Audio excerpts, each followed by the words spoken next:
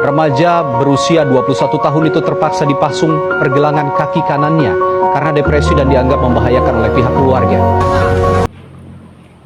Assalamualaikum warahmatullahi wabarakatuh. Perkenalkan, nama saya Mulia Stuti. Saya mahasiswi dari IAIN Kendari, jurusan Pendidikan Guru Madrasah Ibtidaiyah. Di sini saya akan memaparkan materi tentang narkoba. Bagaimana mengevaluasi efektivitas tentang narkoba yang ada di Indonesia saat ini. Narkoba. Dahulu, narkoba digunakan sebagai obat, salah satunya obat pereda nyeri di Indonesia. Namun, berjalannya waktu, narkoba disalahgunakan. Para pengguna menggunakan dosis dengan tingkat tinggi sehingga menyebabkan kematian. Berbagai kebijakan telah dilakukan oleh pemerintah untuk memberantas narkoba, dari rehabilitasi hingga penindakan hukum. Bahkan, pada tahun 2015 telah dilakukan hukuman mati untuk para bandar narkoba.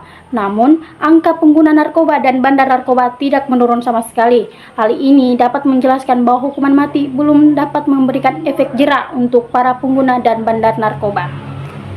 Dari materi tadi, saya akan mengevaluasi efektivitas pemberantasan narkoba yang ada di Indonesia.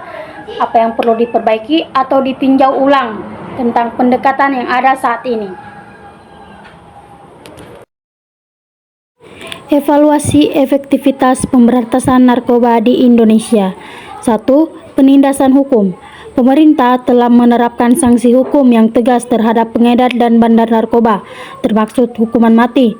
Namun, efektivitasnya masih dipertanyakan karena banyak kasus peredaran narkoba masih terjadi di lembaga permasyarakatan, lapas. Masih adanya oknum aparat yang terlibat dalam jaringan narkoba, menunjukkan lemahnya pengawasan internal. Hukuman tidak menimbulkan efek jera secara signifikan terutama bagi pelaku utama. 2. Rehabilitasi pengguna. Program rehabilitasi sudah ada, tetapi fokus rehabilitasi masih terbatas pada pengguna, bukan pada akar masalah seperti kemiskinan, tekanan sosial, atau akses terhadap pendidikan. Setelah rehabilitasi, banyak mantan pengguna tidak mendapatkan pembinaan lanjutan atau pekerjaan, sehingga beresiko kembali menggunakan narkoba. 3. Pencegahan dan edukasi. Program pencegahan melalui kampanye atau sosialisasi seringkali hanya bersifat formalitas dan tidak menyentuh kalangan muda secara efektif. Kurangnya keterlibatan komunitas, keluarga, dan sekolah dalam pencegahan sejak dini. Dari hal tersebut, apa yang perlu diperbaiki atau ditinjau ulang? 1. Pendekatan yang lebih komprehensif.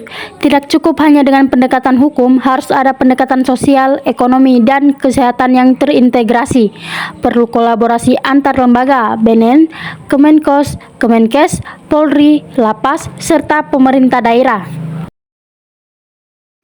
Perbaikan sistem pengawasan di daerah lapas. Perbaikan sistem pengawasan di daerah lapas dengan cara 1. Pemasangan sistem pengawasan teknologi tinggi seperti CCTV dan pemblokiran sinyal HP. 2. Pengawasan rutin di daerah lapas. Rehabilitasi berbasis komunikasi.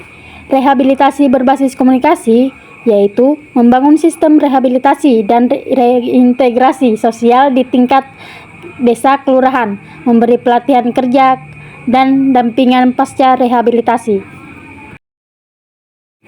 Pendidikan dan sosialisasi yang lebih inovatif.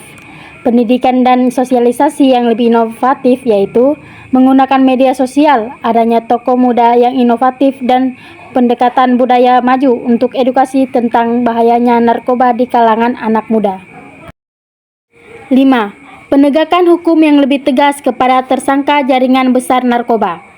Penegakan hukum yang lebih tegas kepada tersangka jaringan besar narkoba yaitu penumpasan narkoba tidak hanya berfokus kepada para pengguna narkoba, tetapi dengan cara memotong atau memutus jalan masuk sindikat besar nasional bahkan internasional dengan menggunakan pendekatan follow the money untuk melacak para bos-bos besar narkoba.